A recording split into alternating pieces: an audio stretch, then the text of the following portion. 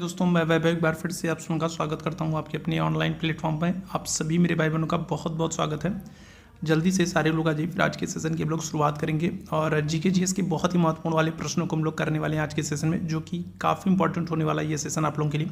जैसा कि आप लोगों को पता है कि पेट 2025 के लिए आवेदन फॉर्म चल रहे हैं, आवेदन लिया जा रहा है और अभी तो उत्तर प्रदेश सरकार ने घोषणा भी कर दी है कि जो अब पेट की वैलिडिटी है उसको बढ़ा दिया गया है, उसको बढ़ा करके 3 साल के लिए कर दिया गया। और ग्रुप सी की जितनी भी वैकेंसियां आएंगी उन सभी को पेट के माध्यम से ही भरा जाएगा। तो ऐसे में पेट की जो वैकेंसी है ये काफ़ी महत्वपूर्ण हो जाती है आप लोगों के लिए। और उसी के संदर्भ में अगर हम लोग बात करें तो आज हम लोग ये सेशन लेकर के आए हैं, जहाँ पर हम लोग जीके जीएस के कुछ प्रश्नों को करने वाले हैं जो कि आपके लिए बहुत ही महत्वपूर्ण होने वाले हैं। तो सभी लोगों से निवेदन करूंगा कि सेशन को एक बार आप लोग लाइक कर दीजिएगा, शेयर कर दीजिएगा, चैनल पर पहली बार होंगे तो सब्सक्राइब ज़रूर कर लीजिएगा, ठीक है। तो चलिए शुरू करेंगे आज की क्लास को। मुगल भारत में अंग्रेजों के व्यापार की सर्वाधिक महत्वपूर्ण वस्तु क्या थी? तो सूती वस्त्र है, नील है, अफीम है या फिर चाय है? तो बताएंगे क्या हो जाएगा इस प्रश्न का आंसर। मुगल भारत में अंग्रेजों के व्यापार की सर्वाधिक महत्वपूर्ण वस्तु क्या है? तो सूती वस्त्र है, नील है, अफीम है या फिर चाय है? तो पहले प्रश्न का आंसर करेंगे सभी मेरे भाई बहन। चलिए जल्दी से आ जाएंगे और बताएंगे क्या हो जाएगा इस प्रश्न का आंसर। आपसे प्रश्न करा है मुगल भारत में अंग्रेजों के व्यापार की सबसे महत्वपूर्ण वस्तु क्या थी? सबसे ज़्यादा जो महत्वपूर्ण, जिसका सबसे ज़्यादा वो लोग व्यापार कर रहे हैं भारत से, वो क्या हो जाएगा? तो सूती वस्त्र, नील, अफीम या फिर चाय? तो आंसर कर देंगे ऑप्शन संख्या ए हो जाएगा। सूती वस्त्र का सबसे ज़्यादा वो लोग व्यापार कर रहे हैं, भारत से सबसे ज़्यादा निर्यात कर रहे हैं सूती वस्त्र का, ठीक है। ऑप्शन संख्या ए बिल्कुल करेक्ट हो जाएगा। दूसरे प्रश्न की तरफ चलेंगे। दूसरा प्रश्न आपसे कह रहा है निम्नलिखित में से किसने लिखा है कि बाबर की मृत्यु विष देने से हुई है? तो अबुल फजल है, निजामुद्दीन अहमद है, गुलबदन बेगम है या फिर अब्बास खां शेरवानी है? तो इस प्रश्न का आंसर करेंगे निम्नलिखित में से किसने लिखा है कि बाबर की मृत्यु जो है तो वो विष देने से हुई थी?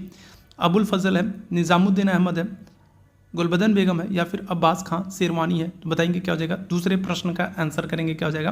करेक्ट आंसर कर दोगे ऑप्शन संख्या सी हो जाएगा, गुलबदन बेगम हो जाएगा, ठीक है। अच्छा, यहाँ पर बाबर के संदर्भ में कुछ चीज़ों को हम लोग डिस्कस करना चाहेंगे, ठीक है। बाबर के संदर्भ में अगर हम लोग बात करें तो कुछ चीज़ों को हम लोग यहाँ पर डिस्कस करना चाहेंगे। बाबर की अगर हम लोग बात कर लें तो जो ये बाबर है, ठीक है, बाबर जो है तो बाबर के पिता का नाम क्या है? तो बाबर के पिता का नाम है उमर शेख मिर्जा, ठीक है। क्या नाम है? तो बाबर के पिता का नाम क्या है? तो आप आंसर करोगे उमर शेख मिर्जा है। और बाबर जो है तो बाबर जो है ये उमर शेख मिर्जा पिता की मृत्यु के बाद क्या हो जाएगा? राजा बनेगा। कहाँ का राजा बनता है? तो फरगना का, ठीक है, ध्यान रखिएगा। बाबर कहाँ का राजा बनता है? फरगना का राजा बनता है। बाबर की जो पैतृक उपाधि थी वो क्या थी? तो बाबर की अगर हम लोग पैतृक उपाधि की बात करेंगे तो पैतृक उपाधि मिर्जा की थी, ठीक है। क्या हो जाएगा? तो बाबर की पैतृक उपाधि मिर्जा की थी। बाबर की माता का अगर आपसे नाम पूछा जाएगा तो माता का नाम आप आंसर क्या करोगे? तो आप कहोगे कुतुलुग निगार खानम है, ठीक है। क्या नाम है? तो कुतुलुग निगार खानम जो है तो ये बाबर की माता जी का नाम है। और 1526 में, ठीक है, बाबर जो है ये पानीपत के पहले युद्ध में, ठीक है, क्या कर रहा है? तो पानीपत का पहला युद्ध जो है, पानीपत का प्रथम युद्ध जो है तो ये 1526 में हो रहा है। और किसके किसके बीच होगा? तो बाबर और इब्राहिम लोदी के बीच में होता है, ठीक है। किसके? तो बाबर और इब्राहिम लोदी के बीच में पानीपत का पहला युद्ध होता है। और इस युद्ध में अगर हम लोग बात करेंगे तो बाबर विजयी हो जाता है, ठीक है। और ये जो युद्ध है पानीपत का जो पहला युद्ध है ये इस कॉन्टेक्स्ट में भी महत्वपूर्ण है कि इस युद्ध में पहली बार भारत में क्या हो रहा है? तोप का इस्तेमाल हो रहा है, ठीक है। भारत में पहली बार तोप का जो इस्तेमाल हो रहा है वो इसी युद्ध में होगा, इसलिए ये युद्ध जो है वो काफ़ी अपने आप में महत्वपूर्ण हो जाता है। और इसी युद्ध के बाद बाबर जो है वो क्या करता है? तो वो मुगल साम्राज्य की स्थापना करता है, मुगल वंश की स्थापना करेगा, ठीक है। क्या करेगा? तो इसी युद्ध के बाद अगर हम लोग बात करेंगे तो बाबर जो है वो मुगल वंश की स्थापना करता है, ठीक है। इसके बाद कुछ और युद्ध हैं जिनको आपको याद रखना है, जहाँ से प्रश्न आपके एग्जाम में बन जाते हैं। 1527 में अगर हम लोग बात करें तो 1527 में खानवा का युद्ध होगा। और जो खानवा का युद्ध है तो ये किसके किसके बीच होगा? तो बाबर और राणा सांगा के बीच में होगा, ठीक है। किसके? तो बाबर और राणा सांगा के बीच में खानवा का युद्ध होता है। और इसी युद्ध में बाबर ने जिहाद की घोषणा भी की है। 1527 के खानवा के युद्ध में अगर हम लोग बात करेंगे तो बाबर ने जिहाद की घोषणा भी की है। और इसी युद्ध में अगर हम लोग बात करेंगे तो बाबर ने क्या किया है? तो गाजी की उपाधि भी धारण की है, ठीक है। क्या किया है? तो गाजी की उपाधि को भी धारण किया है। साथ ही साथ याद रखेंगे इसी युद्ध में बाबर ने तमगा, ठीक है, क्या हो जाएगा? तमगा नामक कर जो है, तमगा नामक जो कर है उसको भी समाप्त किया है, ठीक है। अपने सैनिकों को प्रोत्साहित करने के लिए उसने तमगा नामक कर को समाप्त किया। इसके बाद अगर हम लोग बात करेंगे जो अगला युद्ध है वो है 1528 में। 1528 में चंदेरी का युद्ध होगा। और चंदेरी का युद्ध किसके साथ हो रहा है? तो चंदेरी का युद्ध बाबर और मेदिनी राय के बीच में हो रहा है। ठीक है, किसके? तो बाबर और मेदिनी राय के बीच में चंदेरी का युद्ध हो रहा है। 1529 में अगर हम लोग बात करेंगे तो 1529 में जो है तो वो घाघरा का युद्ध हो रहा है। ठीक है, किसका? तो घाघरा का युद्ध हो रहा है बाबर और अफगानों के बीच में। ठीक है, बाबर और अफगानों के बीच में घाघरा का युद्ध हो रहा है। और ये युद्ध क्यों महत्वपूर्ण है? ये युद्ध इसलिए महत्वपूर्ण है कि ये पहला युद्ध है जो क्या हो रहा है, जो जल और थल दोनों पर लड़ा जा रहा है। ठीक है, अगर हम लोग घाघरा के युद्ध की बात करें तो घाघरा का युद्ध इसलिए महत्वपूर्ण है क्योंकि ये पहला युद्ध है जो जल और थल दोनों पर लड़ा जा रहा है। ठीक है, इसके बाद 1530 में बाबर की मृत्यु हो जाती है। तो बाबर के युद्धों का क्रम आपसे पूछा जाता है, कई बार आपसे डायरेक्ट पूछ लेता है कि खानवा का युद्ध जो है वो किसके किसके बीच हुआ, या फिर चंदेरी का युद्ध कब हुआ, किसके किसके बीच में हुआ, घाघरा का युद्ध कब और किसके किसके बीच में हुआ। तो इस तरीके से आपसे पूछ लेता है। ठीक है, ध्यान रखिएगा। तो 1530 में बाबर की मृत्यु हो जाती है। और बाबर की एक आत्मकथा भी है जिसका नाम क्या है? जिसका नाम है तुजुक-ए बाबरी, जिसको हम लोग बाबर नामा भी कहते हैं। और बाबर ने जो अपनी आत्मकथा है ये तुर्की भाषा में लिखी है। ठीक है, क्या है? तो बाबर ने अपनी आत्मकथा तुजुक-ए बाबरी या बाबरनामा तुर्की भाषा में लिखा है। तो इस बात को आप याद रखेंगे। क्लियर है? तो यहाँ से बाबर से हम लोगों ने इतनी सारी चीज़ों को यहाँ पर डिस्कस किया और ये सारी चीज़ें आपके लिए महत्वपूर्ण है। ठीक है, चलिए आगे बढ़ेंगे अगले प्रश्न की तरफ। हिंद अगर हम लोग बात करें, हिंद भारत की जनता के संदर्भ में हिंदू शब्द का सबसे पहले प्रयोग किसने किया? बताएंगे क्या जाएगा? तो हिंद या फिर कहें भारत की जनता के संदर्भ में हिंदू शब्द का प्रयोग सबसे पहले किसने किया? यूनानियों ने किया है, रोमवासियों ने किया है, चीनियों ने किया है, या फिर अरबों ने? तो क्या हो जाएगा? तो भारत की जनता के संदर्भ में अगर हम लोग बात करें तो हिंदू शब्द का प्रयोग सबसे पहले किसने किया? आंसर कर देंगे ऑप्शन संख्या ए हो जाएगा, यूनानियों ने किया। ठीक है, किसने? तो यूनानियों ने किया। ऑप्शन संख्या ए बिल्कुल करेक्ट हो जाएगा। ठीक है, तीसरे प्रश्न का ऑप्शन संख्या क्या जाएगा? ठीक है, क्या जाएगा? ठीक है, तो तीसरे प्रश्न का क्या जाएगा? तो अगर हम लोग बात करेंगे तो ऑप्शन संख्या डी आंसर ए आंसर कर दोगे। क्या जाएगा? तो ईरानियों ने। ठीक है, ईरानियों ने सबसे पहले हिंदू शब्द का प्रयोग किया, ये याद रखेंगे। क्लियर है? चलिए आगे बढ़ेंगे अगले प्रश्न की तरफ। निम्नलिखित तमिल ग्रंथों में से किसे लघु वेद की संज्ञा दी गई? बताएंगे क्या जाएगा? तो निम्न में से अगर हम लोग बात करें तो कौन सा वेद है, कौन सा तमिल ग्रंथ है जिसको लघु वेद की संज्ञा दी गई है? तो क्या आंसर करेंगे? तो नंदी का लंबकम हो जाएगा, पेरिया पुराणम हो जाएगा, कलिंग पुत्र पर्णी हो जाएगा, या फिर कुरल हो जाएगा। क्या हो जाएगा? तो निम्न में से कौन सा तमिल ग्रंथ है जिसको हम लोग लघु वेद की संज्ञा देते हैं? आंसर कर देंगे ऑप्शन संख्या डी हो जाएगा, कुरल को। ठीक है, कुरल जो है तमिल ग्रंथ है और इसको अगर हम लोग बात करें तो इसको लघु वेद की संज्ञा दी गई। अच्छा, आपसे अगर पूछ ले कि कुरल के लेखक कौन है तो आंसर क्या करोगे? तो आप आंसर करोगे तिरुवल्लुवर है। ठीक है, कौन है? तो तिरुवल्लुवर जो है तो ये कुरल के लेखक हैं। कुरल के लेखक कौन है? तो आप आंसर करोगे तिरुवल्लुवर है और कुरल को लघु वेद की संज्ञा दी जाती है। ठीक है, आगे बढ़ेंगे। 6वीं शताब्दी ईसा पूर्व में मत्स्य महाजनपद जो है स्थित है। बताइएगा क्या हो जाएगा? तो अगर हम लोग मत्स्य महाजनपद की बात करेंगे तो मत्स्य महाजनपद 6वीं शताब्दी ईसा पूर्व में अगर हम लोग बात करें तो आपको 16 महाजनपद की जानकारी मिलती है। ठीक है, कितनी? तो 16 महाजनपद की जानकारी मिलती है। और इस 16 महाजनपद में आपसे पूछ रहा है मत्स्य महाजनपद कहाँ पर? बताइएगा क्या हो जाएगा? चलिए जल्दी से बताएंगे क्या हो जाएगा? तो मत्स्य महाजनपद कहाँ पर? पश्चिमी उत्तर प्रदेश, राजस्थान, बुंदेलखंड, या फिर ठीक है, या फिर रुहेलखंड में? तो बताइएगा क्या आ जाएगा? तो अगर हम लोग बात करें तो मत्स्य महाजनपद कहाँ पर है? चलिए जल्दी से इस प्रश्न का आंसर कर देंगे। क्या हो जाएगा? मत्स्य महाजनपद कहाँ पर है? तो आंसर कर देंगे तो ये हो जाएगा आपका ऑप्शन संख्या क्या करेगा? तो ऑप्शन संख्या बी आंसर कर देंगे। मत्स्य महाजनपद ये आपको कहाँ पर? तो ये राजस्थान में देखने को मिल जाएगा। ठीक है, कहाँ पर? तो मत्स्य महाजनपद ये आपको राजस्थान में देखने को मिल जाएगा। अच्छा, इसकी राजधानी अगर आपसे पूछे, इसकी राजधानी आप याद रखेंगे, इंपॉर्टेंट है। मत्स्य महाजनपद ये आपको राजस्थान में देखने को मिलेगा और इसकी राजधानी जो है वो है वैराटनगर। ठीक है, क्या है? तो मत्स्य महाजनपद की राजधानी क्या है? तो आप आंसर कर दोगे वैराटनगर, और ये आपको कहाँ पर? तो राजस्थान में देखने को मिलेगा। ठीक है, भारत ने ब्रिटेन के सभी संवैधानिक प्रयोगों में सबसे कम समय तक कौन सा चला है? तो बताइएगा। तो अगर हम लोग बात करेंगे तो यहाँ पर आपको 4 एक्टों के नाम दिए गए और आपसे पूछ रहा है कि सबसे कम समय तक कौन सा चला है। तो क्या हो जाएगा? तो 1861 का इंडियन काउंसिल एक्ट, 1892 का इंडियन काउंसिल एक्ट, 1909 का इंडियन काउंसिल एक्ट, या फिर 1919 का गवर्नमेंट ऑफ इंडिया एक्ट। बताएंगे क्या हो जाएगा? भारत में ब्रिटेन के सभी संवैधानिक प्रयोगों में सबसे कम समय तक कौन चला है? तो क्या हो जाएगा इस प्रश्न का आंसर कर देंगे ऑप्शन संख्या सी हो जाएगा, 1909 का इंडियन काउंसिल एक्ट। आप देखोगे 1909 और 1909 के तुरंत बाद क्या हो जा रहा है, 1919 आ जा रहा है। मतलब ये क्या हो रहा है, ये सिर्फ 10 वर्षों तक चल रहा है। ठीक है, क्या हो रहा है, ये सिर्फ 10 वर्षों तक। बाकी सब में देखोगे 1861 है, 1861 के बाद 1892 है, 1892 के बाद आप देखोगे क्या हो रहा है, तो 1909 आ रहा है। लेकिन 1909 के बाद आप देखोगे तो तुरंत 1919 में नया आ जा रहा है। तो CS वाला क्या हो रहा है, तो सबसे कम समय तक सिर्फ 10 साल तक चल रहा है। ठीक है, और जो ये 1909 का एक्ट है ना, इसके संदर्भ में आप याद रखेंगे जो ये 1909 का एक्ट है, ये अपने आप में बहुत ही महत्वपूर्ण है।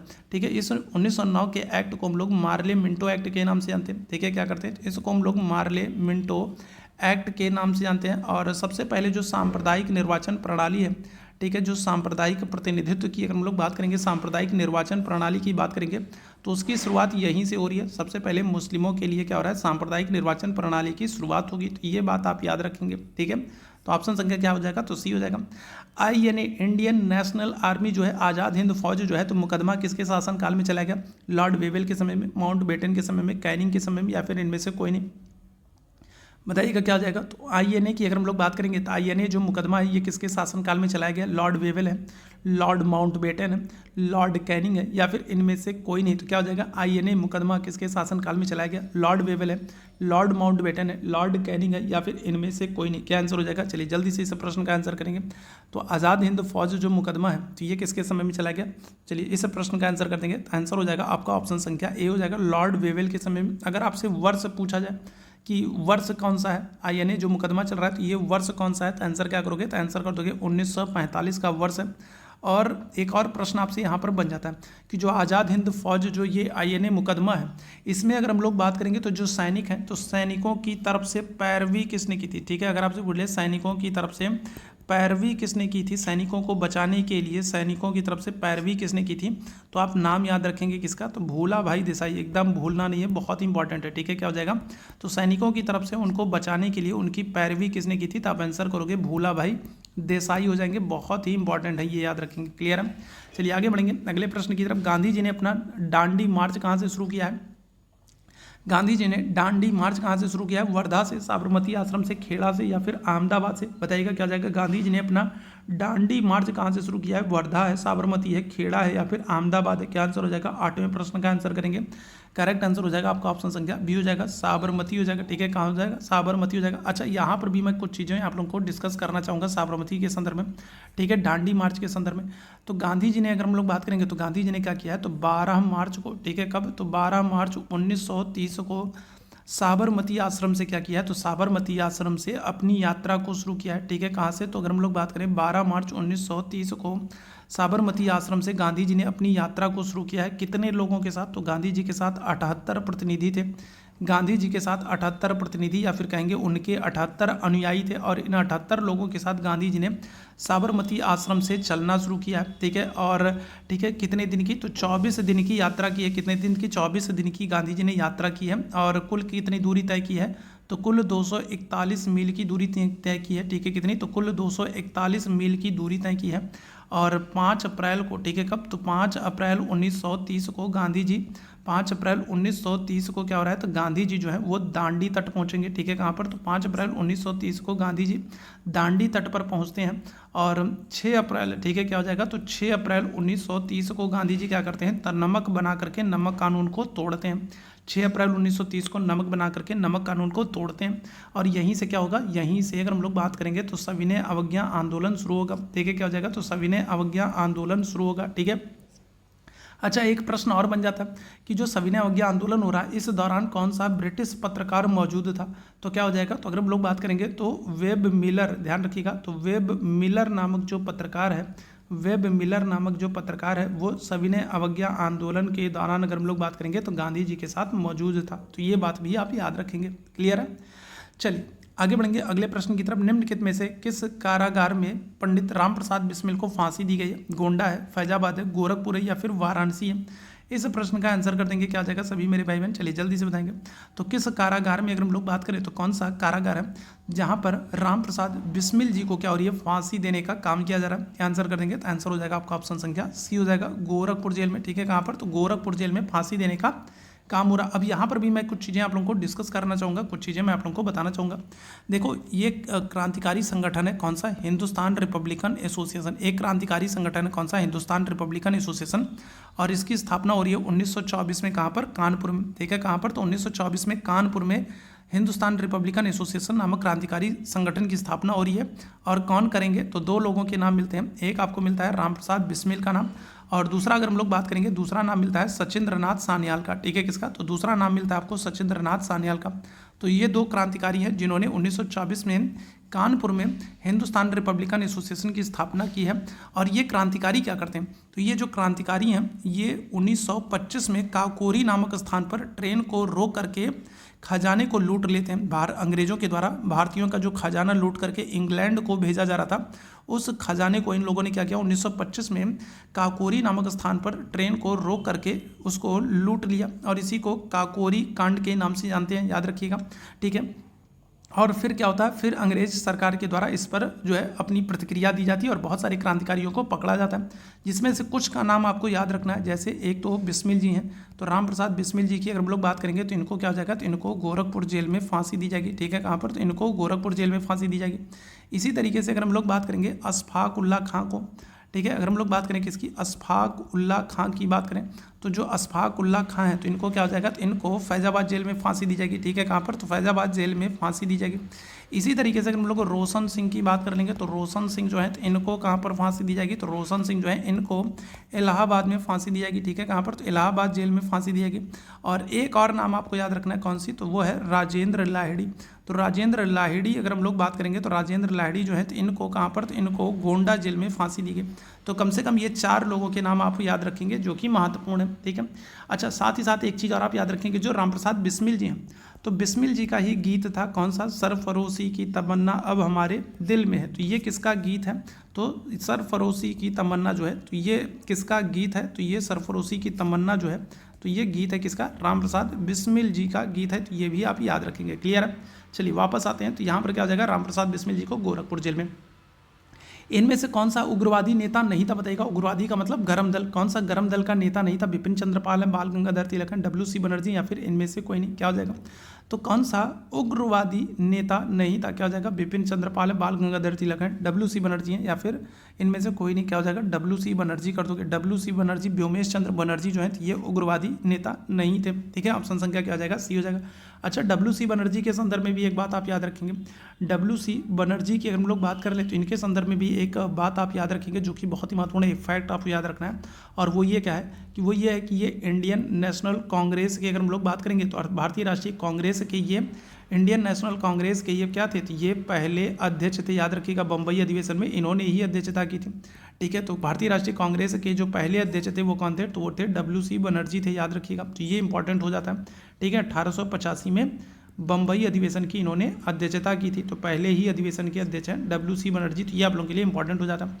2000 से लेकर के 2005 की अवधि में वन क्षेत्र का सर्वाधिक ह्रास आपको कहाँ पर देखने को मिला, तो बताइएगा क्या जाएगा। चलिए इस प्रश्न का आंसर करेंगे तो 2000 से लेकर के 2005 तक अगर हम लोग बात करेंगे तो सर्वाधिक जो वन का जो ह्रास हुआ है वो आपको कहाँ पर देखने को मिलता है, क्या आंसर कर देंगे, तो वो आ जाएगा आपको।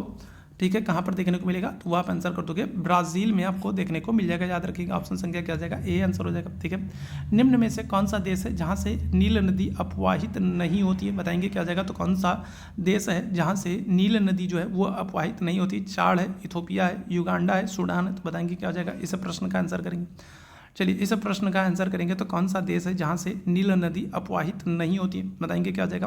करेक्ट आंसर क्या कर दोगे, करेक्ट आंसर कर दोगे ऑप्शन संख्या ए हो जाएगा, चाड से। अच्छा, यहाँ पर भी मैं आप लोगों को कुछ चीज़ें दिखा देना चाहता हूँ जो कि आप लोगों के लिए मोस्ट इंपॉर्टेंट है। ठीक है, जो चीज़ें आप लोगों के लिए क्या है, मोस्ट इंपॉर्टेंट है। देखो यहाँ पर हम लोग बात करेंगे तो एक झील यहाँ पर है और एक झील यहाँ पर है, 2 झीलें हैं। ध्यानपूर्वक सुनिएगा क्योंकि यहाँ से प्रश्न बनता है। यहाँ पर हम लोग बात करेंगे तो यहाँ पर एक झील है जिसका नाम क्या है, जिसका नाम है विक्टोरिया। ठीक है, विक्टोरिया झील है। और विक्टोरिया झील जो है तो ये कहाँ पर है, तो ये युगांडा में है। ठीक है, कहाँ पर है, तो युगांडा में है विक्टोरिया झील। और यहाँ से एक नदी निकलती है जिसका नाम क्या है, जिसका नाम है श्वेत नील नदी। ठीक है, क्या नाम है, जिसका नाम है श्वेत नील नदी है। ठीक है, क्या नाम है, जिसका नाम है श्वेत नील नदी। और यहाँ पर हम लोग बात करेंगे तो एक झील है जिसका नाम क्या है, जिसका नाम है ताना झील। ठीक है, क्या नाम है, तो जिसका नाम है ताना झील। और ताना झील कहाँ पर है, तो ये आपका इथोपिया में है। ठीक है, कहाँ पर है, तो ये इथोपिया में है। ठीक है, याद रखेंगे इथोपिया में है। और यहाँ से क्या हो रहा है, यहाँ से नीली नील नदी निकलती है। ठीक है, क्या हो जाएगा, तो यहाँ से नीली नील नदी निकलती है, नीली नील नदी निकलती है। ठीक है, याद रखिएगा। और ये दोनों नदियाँ आगे जा करके क्या हो जाती हैं, ये दोनों नदियाँ आगे जा करके मिल जाती हैं। कहाँ पर मिलेंगी, तो ये नदियाँ जा करके आपको मिलेंगी कहाँ पर, सूडान में। ठीक है, कहाँ पर, तो सूडान में। सूडान की राजधानी क्या है, खार्तूम। सूडान की राजधानी क्या है, खार्तूम। तो खार्तूम में ये दोनों नदियाँ मिल जाती हैं और यहाँ से ये क्या हो जाएंगी, यहाँ से ये हो जाती हैं नील नदी। ठीक है, क्या हो जाती है, यहाँ से ये सिर्फ नील नदी के नाम से जानी जाती हैं। और ये फिर क्या हो जाएगा, सूडान। सूडान से अगर हम लोग बात करेंगे तो मिस्र, और मिस्र से होते हुए जा करके कहाँ पर, तो भूमध्य सागर में गिर जाती है। ठीक है, ध्यान रखिएगा। तो यहाँ पर हम लोग बात करेंगे तो यहाँ पर क्या हो जा रहा है, तो ये जो नदी है, नील नदी जो है, तो ये क्या हो जा रहा है, तो ये चाड़ से नहीं बहती है। ठीक है, अच्छा एक चीज़ और ध्यान रखिएगा, आपसे डायरेक्ट यहाँ से प्रश्न बन जाता है कि श्वेत नील नदी कहाँ से निकल रही है, तो आपको याद रखना है श्वेत नील नदी विक्टोरिया से। जो नीली नील नदी है कहाँ से निकल रही है, इथोपिया से निकल रही है। दोनों नदियाँ मिलती कहाँ पर है, तो दोनों नदियाँ सूडान की राजधानी खार्तूम में मिलती हैं और यहाँ से क्या हो जाती है, ये आगे बढ़ती है नील नदी के रूप में। ठीक है, अच्छा अगर आपसे पूछ ले कि जो नील नदी है, तो नील नदी कौन कौन से देशों से होकर के बहती है, तो देखो कौन कौन से देश आपको याद रखना है। तो नील नदी जो है ये युगांडा से बह रही है। ठीक है, इसके अलावा अगर हम लोग बात करेंगे कहाँ से, तो इसके अलावा अगर हम लोग बात करेंगे इथोपिया से बह रही है। ठीक है, कहाँ से, तो इथोपिया से बह रही है। इसके अलावा अगर हम लोग बात करेंगे कहाँ से, तो दक्षिणी सूडान से बह रही है। ठीक है, कहाँ से, दक्षिणी सूडान से बह रही है। फिर अगर हम लोग बात करेंगे तो उत्तरी सूडान से बह रही है। ठीक है, कहाँ से, उत्तरी सूडान से बह रही है। और फिर हम लोग लास्ट में बात करेंगे तो मिस्र से बह रही है। ठीक है, कहाँ से, तो मिस्र से बह रही है। तो इतने सारे देशों से होकर के बह रही है। और ये जो नील नदी है, ठीक है, क्या हो जाएगा, तो नील नदी के संदर्भ में दो चीज़ें और आप याद रखेंगे। नील नदी के संदर्भ में अगर हम लोग बात करें, दो चीज़ें आप याद रखेंगे। पहला तो ये कि ये विश्व की सबसे लंबी नदी है। ठीक है, क्या है, तो विश्व की सबसे लंबी नदी कौन सी है, तो आप आंसर करोगे नील नदी है। दूसरी चीज़ आप याद रखेंगे, नील नदी को मिस्र का वरदान कहते हैं। ठीक है, क्या करते हैं, तो नील नदी को मिस्र का वरदान कहते हैं। ठीक है, ये भी याद रखेंगे। और तीसरा याद रखेंगे कि जो नील नदी है इस पर आसमान बांध है। ठीक है, कौन सा, तो नील नदी पर आसमान बांध। तो नील नदी के संदर्भ में ये 3 पॉइंट भी आप याद रखेंगे, आप लोगों के लिए मोस्ट इंपॉर्टेंट है। नील नदी सबसे लंबी नदी है विश्व की, नील नदी को मिस्र का वरदान कहते हैं और नील नदी पर आसमान बांध है। ठीक है, चलिए आगे बढ़ेंगे अगले प्रश्न की तरफ। अगले प्रश्न का आंसर करेंगे, निम्नलिखित राज्यों में रबड़ का सबसे बड़ा उत्पादक कौन है। कर्नाटक है, तमिलनाडु है, केरल है, महाराष्ट्र है, बताइएगा। तो आपसे पूछ रहा है रबड़ का सबसे बड़ा उत्पादक कौन है। चलिए जल्दी से इस प्रश्न का आंसर कर देंगे, क्या आ जाएगा, रबड़ का सबसे बड़ा उत्पादक कौन हो जाएगा। क्या आंसर कर दोगे, तो आंसर कर देंगे ऑप्शन संख्या सी हो जाएगा, केरल। केरल जो है तो ये रबड़ का सबसे बड़ा उत्पादक है। आगे बढ़ेंगे, यहाँ पर आपको दर्रों के नाम दिए गए हैं और आपको उनका मिलान करना है। ठीक है, कूट के आधार पर आपको मिलान करना है, कौन सा दर्रा जो है वो किस राज्य में है। तो इस प्रश्न का आंसर करना है आप लोगों को। चलिए फटाफट से भी लोग आंसर कर देंगे, क्या हो जाएगा। तो देखो क्या आंसर करिएगा, चलिए जल्दी से सारे मेरे भाई आंसर करेंगे। एक तरफ आपको पर्वतीय दर्रों के नाम दिए गए और दूसरी तरफ आपको राज्य के नाम दिए गए। तो बताइएगा क्या आ जाएगा। तो इस प्रश्न का आंसर करेंगे तो देखो माना दर्रा जो है तो ये आपको कहाँ पर, तो ये माना दर्रा जो है ये आपको उत्तराखंड में देखने को मिल जाएगा। ठीक है, कहाँ पर, तो माना दर्रा आपको उत्तराखंड में देखने को मिल जाएगा। सिपकिला दर्रा अगर हम लोग बात करेंगे तो ये आपको हिमाचल प्रदेश में देखने को मिल जाएगा। जोजिला दर्रा जो है तो ये आपको कहाँ पर, तो ये आपको जम्मू एंड कश्मीर में देखने को मिल जाएगा। और नाथुला जिलेपला जो है तो ये आपको कहाँ पर, तो ये आपको सिक्किम में देखने को मिल जाएगा। तो पहले का चौथा और दूसरे का पहला, ठीक है, और फिर तीसरे का दूसरा। ऑप्शन संख्या क्या आ जाएगा, सी हो जाएगा। पहले का चौथा दिख रहा है, दूसरे का आपको पहला दिख रहा है, तीसरे का दूसरा दिख रहा है और चौथे का तीसरा दिख रहा है। तो ऑप्शन संख्या क्या आ जाएगा, तो सी आंसर हो जाएगा। ठीक है, अच्छा यहाँ पर आप ध्यान रखेंगे, अगर आपसे जम्मू एंड कश्मीर की बात कर ले तो जम्मू एंड कश्मीर में आप याद रखेंगे 5 दर्रे हैं, कौन कौन से। तो एक तो काराकोरम दर्रा है, ठीक है, कौन सा, तो काराकोरम दर्रा है। दूसरा अगर हम लोग बात करेंगे कौन सा दर्रा है, तो पीर पंजाल दर्रा है, ठीक है, कौन सा, तो पीर पंजाल दर्रा। तीसरा अगर हम लोग बात करेंगे तो बनिहाल दर्रा है, ठीक है, कौन सा, तो बनिहाल दर्रा। चौथा अगर हम लोग बात करेंगे तो जोजिला दर्रा, ठीक है, कौन सा, तो जोजिला दर्रा। और पांचवा अगर हम लोग बात करेंगे कौन सा, तो पांचवा बुर्जिला दर्रा। तो ये 5 दर्रे आपको कहाँ पर, जम्मू एंड कश्मीर में देखने को मिल जाएंगे। ठीक है, इसी तरीके से अगर आपसे हिमाचल प्रदेश की बात कर ले तो हिमाचल प्रदेश में आपको 3 दर्रे देखने को मिलेंगे, कौन सा, तो एक तो आपको रोहतांग दर्रा देखने को मिलेगा, कौन सा, तो रोहतांग दर्रा आपको देखने को मिलेगा। दूसरा आपको क्या हो जाएगा, तो दूसरा आपको सिपकिला दर्रा देखने को मिलेगा, कौन सा, सिपकिला दर्रा देखने को मिलेगा। और तीसरा अगर हम लोग बात करेंगे कौन सा, तो आपको बाड़ा ला चाला दर्रा देखने को मिलेगा, ठीक है, कौन सा, तो बाड़ा ला चाला दर्रा आपको देखने को मिल जाएगा। ठीक है, ध्यान रखिएगा। तो 3 दर्रे आपको हिमाचल प्रदेश में देखने को मिल जाएंगे। उत्तराखंड में अगर हम लोग बात करें तो उत्तराखंड में आपको कौन सा, तो उत्तराखंड में आपको थांगला दर्रा देखने को मिलेगा, कौन सा, थांगला दर्रा, ठीक है, नीति दर्रा, नीति दर्रा, लीपू लेख दर्रा, ठीक है कौन सा, तो लीपू लेख दर्रा, और कौन सा, और माना दर्रा। तो ये 4 दर्रे आपको कहाँ पर, ये 4 दर्रे आपको उत्तराखंड में देखने को मिल जाएंगे। सिक्किम में हम लोग बात करें, अगर हम लोग सिक्किम की बात कर ले तो सिक्किम में आपको कौन से दर्रे देखने को मिलेंगे, तो सिक्किम में आपको होगे नाथुला दर्रा है, ठीक है कौन सा, तो नाथुला दर्रा है, और कौन सा, और नाथुला दर्रा है, और जिलेपला दर्रा, ठीक है कौन सा, तो नाथुला और जिलेपला दर्रा जो है तो ये आपको सिक्किम में देखने को मिलेगा। और अरुणाचल प्रदेश की अगर हम लोग बात करें तो अरुणाचल प्रदेश में आपको कौन सा दर्रा, तो आपको होगे दीफू दर्रा, ठीक है कौन सा, तो अरुणाचल प्रदेश में आपको, तो अरुणाचल प्रदेश में अगर हम लोग बात करेंगे तो दीफू दर्रा आपको देखने को मिलेगा। साथ ही साथ अगर हम लोग बात करेंगे तो बोमडीला आपको दर्रा देखने को मिलेगा। साथ ही साथ अगर हम लोग बात करेंगे तो आपको यांग याप दर्रा देखने को मिलेगा, ठीक है क्या हो जाएगा, तो दीफू दर्रा, बोमडीला दर्रा और यांग याप दर्रा। तो ये तीनों दर्रे आपको कहाँ पर, ये तीनों दर्रे आपको जो है वो आपको देखने को मिल जाएंगे कहाँ पर, अरुणाचल प्रदेश में, ठीक है। तो ये ध्यान रखिएगा। वीवी गिरी राष्ट्रीय श्रम संस्थान कहाँ पर स्थित है, इस प्रश्न का आंसर करेंगे नोएडा में, नई दिल्ली में, गाजियाबाद में, गुरुग्राम में। तो वीवी गिरी राष्ट्रीय श्रम संस्थान कहाँ पर स्थित है, चलिए इस प्रश्न का आंसर कर देंगे। तो वीवी गिरी राष्ट्रीय श्रम संस्थान कहाँ पर है, आपको कहाँ पर देखने को मिल जाएगा, आंसर कर देंगे ऑप्शन संख्या ए हो जाएगा, नोएडा में देखने को मिल जाएगा, ठीक है कहाँ पर, तो नोएडा में आपको देखने को मिल जाएगा, ठीक है। आगे बढ़ेंगे अगले प्रश्न की तरफ। भारत में जनसंख्या में दशकीय वृद्धि सर्वाधिक कब रही है, भारत में अगर हम लोग बात करेंगे तो जनसंख्या में वृद्धि दर सर्वाधिक कब रही है, क्या आंसर हो जाएगा, चलिए जल्दी से बताएंगे क्या हो जाएगा, इस प्रश्न का आंसर करेंगे। तो भारत में जनसंख्या वृद्धि जो है तो ये सर्वाधिक किस वर्ष रही है, चलिए जल्दी से इस प्रश्न का आंसर करेंगे, चलिए जल्दी से सारे मेरे भाई आंसर करेंगे क्या हो जाएगा, इस प्रश्न का आंसर करेंगे क्या हो जाएगा, ठीक है चलिए जल्दी से बताइएगा क्या हो जाएगा, इस प्रश्न का आंसर करेंगे भाई क्या हो जाएगा,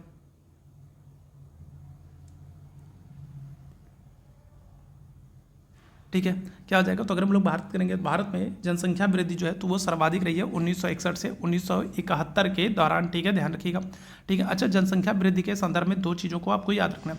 जनसंख्या वृद्धि के संदर्भ में अगर हम लोग बात करें तो 2 चीज़ों को आपको याद रखना है। अगर आपसे पूछा जाए जनसंख्या का आपसे क्या कर ले, जनसंख्या का महान विभाजक वर्ष पूछा जाए कि जनसंख्या का महान विभाजक वर्ष किसे कहते हैं, तब आप आंसर क्या करोगे, आप अगर आपसे पूछ ले जनसंख्या का महान विभाजक वर्ष किसे कहते हैं तो आप आंसर करोगे 1921 की जनगणना को। और अगर आपसे पूछ ले जनसंख्या का लघु विभाजक वर्ष किसे कहते हैं, जनसंख्या का लघु विभाजक वर्ष किस वर्ष की जनगणना को कहते हैं, जनसंख्या का लघु विभाजक वर्ष अगर आपसे पूछा जाए तो आप आंसर करोगे 1951 की जनगणना को, ठीक है। कब, तो जनसंख्या का लघु विभाजक वर्ष कहते हैं 1951 की जनगणना को, ठीक है।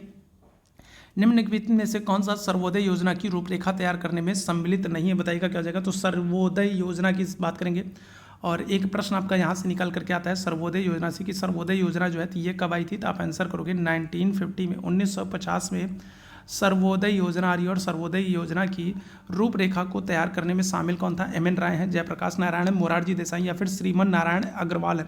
तो क्या हो जाएगा, तो बताइएगा सर्वोदय योजना की अगर हम लोग बात करेंगे तो सर्वोदय मतलब सबका उदय, सबके कल्याण से है और यह गांधीवादी दर्शन का जो है एक हिस्सा है, गांधीवादी दर्शन का ही एक भाग है।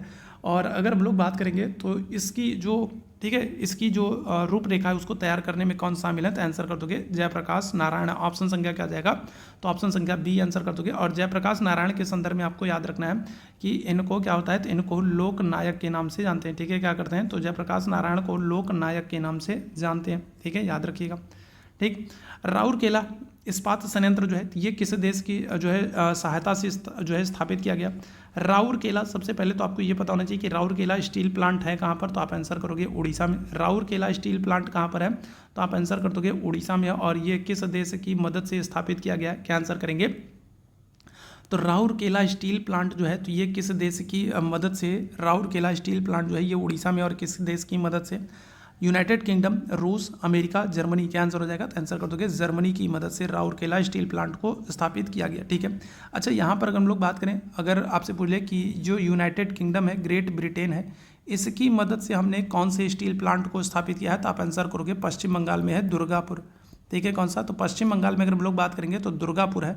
और ठीक है, दुर्गापुर को जो है, जो कि पश्चिम बंगाल में स्टील प्लांट है, इसको हमने यूनाइटेड किंगडम या फिर कहीं इंग्लैंड या फिर कहीं ग्रेट ब्रिटेन की मदद से, और रूस की मदद से अगर आपसे पूछा जाए तो रूस की मदद से हमने भिलाई कहाँ पर है, तो ये आपको छत्तीसगढ़ में देखने को मिलेगा। तो जो भिलाई स्टील प्लांट है इसको हमने छत्तीसगढ़ की भिलाई स्टील प्लांट जो छत्तीसगढ़ में है इसको हमने रूस की मदद से स्थापित किया। तो इस तरीके के प्रश्न आपसे बनते याद रखेंगे। राष्ट्रीय विकास परिषद की स्थापना कब हुई है? बहुत इंपॉर्टेंट ये प्रश्न बताएंगे क्या हो जाएगा। तो राष्ट्रीय विकास परिषद की स्थापना कब हुई है, क्या आंसर करिएगा। चलिए जल्दी से सारे मेरे भाई आंसर करेंगे, वेरी वेरी इंपॉर्टेंट क्वेश्चन है। राष्ट्रीय विकास परिषद की स्थापना कब हुई है, आंसर कर देंगे 6 अगस्त 1952 को। ठीक है, कब? तो 6 अगस्त 1952 को राष्ट्रीय विकास परिषद की स्थापना हो रही है। ठीक है, अच्छा यहाँ पर हम लोग बात करें 15 मार्च 1950 को, तो याद रखिएगा 15 मार्च 1950 को योजना आयोग की स्थापना हुई, ये भी बहुत इंपॉर्टेंट है। ठीक है, क्या हो जाएगा। तो 15 मार्च 1950 को अगर हम लोग बात करेंगे तो योजना आयोग की स्थापना हुई, ये भी बहुत ही इंपॉर्टेंट है आप लोगों के लिए। ठीक है, आगे बढ़ेंगे। 1 रुपए के भारतीय नोट पर किसके हस्ताक्षर होते हैं, बताइएगा क्या हो जाएगा। 1 रुपए के नोट पर किसके हस्ताक्षर होते हैं, गवर्नर, भारतीय रिजर्व बैंक, सचिव, वित्त मंत्रालय, वित्त मंत्री या फिर इनमें से कोई नहीं, तो क्या हो जाएगा। तो 1 रुपए के नोट पर किसके हस्ताक्षर होते हैं, इस प्रश्न का आंसर हो जाएगा, क्या आंसर करेंगे। तो करेक्ट आंसर हो जाएगा अगर हम लोग बात करेंगे तो यहाँ पर आपका सचिव, वित्त मंत्रालय, ऑप्शन संख्या क्या आ जाएगा, तो बी आंसर कर देंगे। ठीक है, याद रखिएगा सचिव, वित्त मंत्रालय। अच्छा जरा आप लोग मुझे कमेंट करके बताइएगा कि अभी आरबीआई के 26वें गवर्नर कौन है, तो ये जरा आप लोग मुझे कमेंट करके बता देंगे कि आरबीआई के 26वें गवर्नर कौन है, तो ये बताइएगा जल्दी से मुझे। निम्नलिखित में से किस संवैधानिक संशोधन के द्वारा नगर पालिकाओं को संवैधानिक दर्जा दिया गया, बताइएगा क्या हो जाएगा।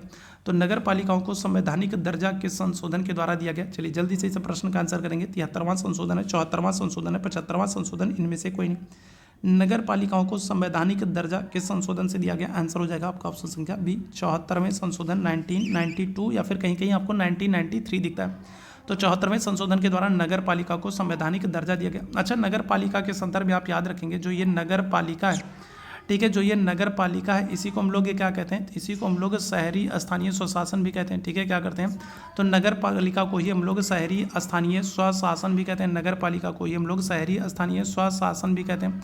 ठीक है, और इनका उल्लेख अगर आपसे पूछ ले किस भाग में है, तो आप भाग कहोगे कहाँ पर, तो भाग है 9 का में। ठीक है, और अगर आपसे अनुसूची पूछ ले कि अनुसूची क्या है, किस अनुसूची में इनका उल्लेख है, तो आंसर कर देंगे अनुसूची 12 में इनका उल्लेख है। और नगर पालिका शहरी स्थानीय स्वशासन को कितने विषय प्रदान किए गए हैं, तो आप आंसर करोगे 18 विषय दिए गए हैं जिस पर ये कानून बना सकते हैं। ठीक है, आगे बढ़ेंगे। राज्य में जिला न्यायाधीश निम्न में से कौन नियुक्त करता है, बताइएगा। तो जिले के न्यायाधीश को कौन नियुक्त करता है, इस प्रश्न का आंसर करेंगे, बताइएगा। भारत का राज्यपाल है, भारत का राष्ट्रपति है, भारत का राज्य का मुख्यमंत्री है, या फिर उच्च न्यायालय के मुख्य न्यायाधीश है, क्या हो जाएगा। तो जिला न्यायाधीश की अगर हम लोग बात करेंगे, चलिए जल्दी से इस प्रश्न का आंसर कर देंगे, क्या हो जाएगा। तो जिला न्यायाधीश की बात करेंगे तो जिला न्यायाधीश को कौन नियुक्त करता है, क्या आंसर कर देंगे। चलिए जल्दी से सारे मेरे भाई आंसर कर देंगे, क्या आ जाएगा। चलो फटाफट से भी लोग आंसर करिएगा, चलिए जल्दी से बताएंगे क्या जाएगा। तो जिला न्यायाधीश की अगर हम लोग बात करेंगे तो जिला न्यायाधीश की नियुक्ति कौन करता है, आंसर कर दोगे राज्य का राज्यपाल करता है, ऑप्शन संख्या क्या आ जाएगा ए, आंसर कर दोगे। ठीक है, क्या हो जाएगा, तो राज्य का राज्यपाल जो है तो वो करता है। ठीक है, याद रखिएगा। चलिए आगे बढ़ेंगे। भारत के किसी राज्य में विधान परिषद का सृजन या फिर उसकी समाप्ति की जा सकती है, ठीक है, कहाँ पर। तो देखो सबसे पहले तो अगर हम लोग बात करें तो सबसे पहले तो अगर हम लोग बात कर लें विधान परिषद की बात हो रही है ना, विधान परिषद के संदर्भ में कुछ चीज़ों को हम लोग डिस्कस कर लेते हैं जो कि आप लोगों के लिए महत्वपूर्ण है। विधान परिषद की अगर हम लोग बात करें तो जो विधान परिषद होता है ये राज्य का क्या होता है, तो ये राज्य का द्वितीय सदन होता है। ठीक है, क्या होता है, तो ये राज्य का द्वितीय सदन होता है और उच्च सदन होता है, साथ ही साथ याद रखेंगे अस्थाई सदन होता है। ठीक है, क्या हो जाएगा, तो राज्य का द्वितीय सदन होता है, उच्च सदन होता है, अस्थाई सदन होता है। और इसमें अगर हम लोग बात करेंगे कि आयु क्या होनी चाहिए, अगर इसका सदस्य बनना है तो आयु क्या होनी चाहिए, तो आयु होनी चाहिए 30 वर्ष। और विधान परिषद का जो कार्यकाल होता है वो कितना होता है, तो कार्यकाल आप कहोगे कितना होता है, तो 6 वर्ष होता है। ठीक है, कितना, तो 6 वर्ष होता है। और विधान परिषद में कितने सदस्य राज्यपाल मनोनीत करता है, तो ये कुछ चीज़ें हैं जिनको आप याद रखेंगे। तो राज्यपाल कितने, तो 1/6 सदस्यों को, ठीक है, कितने, तो 1/6 सदस्य जो है वो राज्यपाल के द्वारा क्या होते हैं, तो 1/6 सदस्य जो है वो राज्यपाल के द्वारा मनोनीत होते हैं। तो ये याद रखेंगे, 1/6 सदस्य जो होते हैं वो राज्यपाल के द्वारा मनोनीत होते हैं, ये याद रखेंगे। ठीक है, आपसे पूछ रहा है तो समाप्ति कैसे हो सकती है। ठीक है, अगर हम लोग विधान परिषद को समाप्त करना हो तो समाप्ति कैसे हो सकती है, क्या हो जाएगा, इस प्रश्न का आंसर करेंगे। तो याद रखिएगा क्या हो जाएगा, ऑप्शन संख्या सी आंसर कर दोगे। राज्य विधानसभा के संकल्प पारित करने पर संसद के द्वारा जो है राज्य में विधान परिषद को समाप्त किया जा सकता है, लेकिन उसके लिए क्या होगा, विधानसभा को एक संकल्प पारित करना होगा, उसके बाद ही संसद इसको समाप्त कर पाएगी। ठीक है, अच्छा एक बात और याद रखिएगा, अगर आपसे पूछ ले कितने राज्य हैं जहाँ पर विधान परिषद है, तो 6 राज्य हैं जहाँ पर आपको क्या होगा, जहाँ पर आपको विधान परिषद देखने को मिलेगा। कौन कौन से राज्य हैं, तो उनका नाम आपको याद रखना है। तो उत्तर प्रदेश है, बिहार है, ठीक है, महाराष्ट्र है, फिर हम लोग बात करेंगे कर्नाटक है, और कौन सा है, आंध्र प्रदेश है, और तेलंगाना है। ठीक है, क्या हो जाएगा, आंध्र प्रदेश है और तेलंगाना है। तो ये 6 राज्य हैं जहाँ पर आपको क्या हो जाएगा, जहाँ पर आपको विधान परिषद देखने को मिल जाएगा। आगे बढ़ेंगे, भारतीय संविधान में निम्न में से कौन सा एक मौलिक कर्तव्य के रूप में शामिल नहीं किया गया, बताएगा। तो कौन सा एक है जिसको फंडामेंटल ड्यूटीज़ के रूप में हमने शामिल नहीं किया है। हम उन उच्च आदर्शों का आदर व पालन करना जिन्होंने हमारे राष्ट्रीय संग्राम को प्रेरित किया, वैज्ञानिक स्वभाव, मानवतावाद और जांच एवं सुधार की भावना को विकसित करना, अल्पसंख्यकों की रक्षा करना, सार्वजनिक संपत्ति की रक्षा और हिंसा का त्याग करना। तो बताइएगा कौन सा हमारा मौलिक कर्तव्य नहीं है, क्या आंसर हो जाएगा, कौन सा हमारा मौलिक कर्तव्य नहीं है, क्या आंसर करेंगे। तो ऑप्शन संख्या सी हो जाएगा, अल्पसंख्यकों की रक्षा करना, ये हमारा मौलिक कर्तव्य नहीं है। ऑप्शन संख्या क्या हो जाएगा, सी आंसर कर देंगे, ठीक है। भारतीय संविधान की 7वीं अनुसूची के अंतर्गत संघ सूची का कौन नहीं है, बताएगा। तो इनमें से कौन सा संघ सूची का विषय नहीं है, बैंकिंग, बीमा, जनगणना, गैस, क्या हो जाएगा, तो बताइएगा। इस प्रश्न का आंसर करेंगे तो कौन सा संघ सूची का विषय नहीं है। चलिए जल्दी से इस प्रश्न का आंसर कर देंगे, क्या हो जाएगा। चलो जल्दी से सारे लोग आंसर करेंगे, चलिए जल्दी से सारे लोग आंसर करेंगे, क्या हो जाएगा, इस प्रश्न का आंसर करेंगे। तो देखो 3 तरह की सूचियां हैं, एक संघ सूची होती है, एक राज्य सूची होती है और एक समवर्ती सूची होती है, ठीक है। तो आपसे पूछ रहा है कौन सा जो है वो संघ सूची का विषय नहीं है, क्या हो जाएगा। तो देखो बैंकिंग जो है ये संघ सूची का विषय है, बीमा अगर हम लोग बात करेंगे संघ सूची का विषय, जनगणना अगर हम लोग बात करेंगे संघ सूची का विषय, गैस हो जाएगा, गैस जो है ये आपका संघ सूची का विषय नहीं है, ठीक है। अच्छा अगर आपसे पूछ ले कि जो ये संघ सूची, राज्य सूची या समवर्ती सूची है, जो आपको संघ सूची देखने को मिल रही है, जो राज्य सूची आपको देखने को मिल रही है, या फिर हम कहें जो समवर्ती सूची आपको देखने को मिल रही है, तो ये शक्तियों का विभाजन कहाँ पर किया गया है, तो आप आंसर करोगे 7वीं अनुसूची में, ठीक है। कहाँ पर, तो 7वीं अनुसूची में शक्तियों का विभाजन किया गया, याद रखेंगे 7वीं अनुसूची में क्या किया गया, शक्ति विभाजन किया गया, शक्ति विभाजन किया गया, संघ सूची, राज्य सूची और समवर्ती सूची, ठीक है। आगे बढ़ेंगे अगले प्रश्न की तरफ चलेंगे। कूट 1 को कूट 2 से सुमेलित करना, ठीक है। तो कूट 1 को कूट 2 से सुमेलित करना, एक है तुर्क रूप, कुंभी रूप, शंकु रूप और कंदिल, और दूसरी तरफ आपको गाजर, मूली, सलजम और डहेलिया दिया। तो बताइएगा क्या आ जाएगा, इस प्रश्न का आंसर करेंगे, क्या आ जाएगा। चलिए जल्दी से बताएंगे क्या आ जाएगा। तो इस प्रश्न का आंसर करेंगे, क्या आ जाएगा, कैसे करोगे। तो देखो तुर्क रूप की अगर हम लोग बात करेंगे तो तुर्क रूप आपका हो जाएगा क्या, मूली हो जाएगा। पहले का दूसरा आपको एक ही ऑप्शन में दिख रहा है, तो फिर बाकी आपको ज़्यादा देखने, सोचने, समझने की जरूरत ही नहीं है, ठीक है। और कुंभी रूप की अगर हम लोग बात करेंगे तो कुंभी रूप क्या हो जाएगा, तो ये हो जाएगा आपका सलजम हो जाएगा। और शंकु रूप अगर हम लोग बात करेंगे तो ये आपका गाजर हो जाएगा। और कंदिल की अगर हम लोग बात करेंगे तो कंदिल क्या हो जाएगा, तो ये आपका डहेलिया हो जाएगा, ठीक है, याद रखेंगे, ठीक। आगे बढ़ेंगे, श्वसन में ऊर्जा उत्पादित होती है, बताइएगा, बहुत इंपॉर्टेंट सा प्रश्न है। एडीपी के रूप में, एटीपी के रूप में, एनएडीपी के रूप में या फिर CO2 के रूप में श्वसन में ऊर्जा उत्पादित होती है, किस रूप में होती है, क्या आंसर कर देंगे। श्वसन में अगर हम लोग बात करेंगे तो ऊर्जा जो है तो वो क्या हो जाएगी, तो किस रूप में उत्पन्न होती है, क्या आंसर हो जाएगा। चलिए जल्दी से बताएंगे क्या हो जाएगा। तो एडीसिनो जो है ट्राई सल्फेट जो हो जाएगा, तो ये हो जाएगा। तो बताइएगा क्या हो जाएगा, ट्राई फॉस्फेट हो जाएगा। और यहाँ पर हम लोग बात करेंगे किस रूप में, तो एटीपी के रूप में, ठीक है, क्या हो जाएगा, तो एटीपी के रूप में। ऑप्शन संख्या बी आंसर कर देंगे। वायुमंडल की ओजोन परत, ये आपको क्या हो जाएगा, तो वायुमंडल की ओजोन परत अगर हम लोग बात करेंगे तो वर्षा करती है, प्रदूषण उत्पन्न करती है, पराबैंगनी विकिरण से पृथ्वी की रक्षा करती है, या फिर हाइड्रोजन उत्पन्न करती है, क्या हो जाएगा।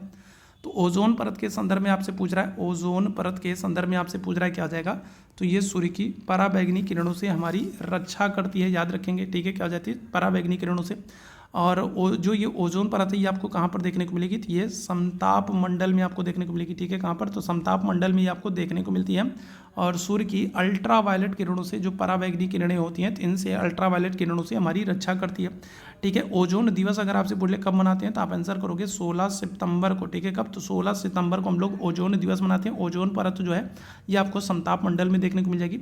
और कौन सी गैस है जो ओजोन परत को नुकसान पहुंचाती है, तो क्या आंसर करेंगे, तो आंसर करेंगे CFC जो है, तो क्लोरोफ्लोरोकार्बन जो गैस है ये सबसे ज़्यादा ओजोन परत को नुकसान पहुंचाती है।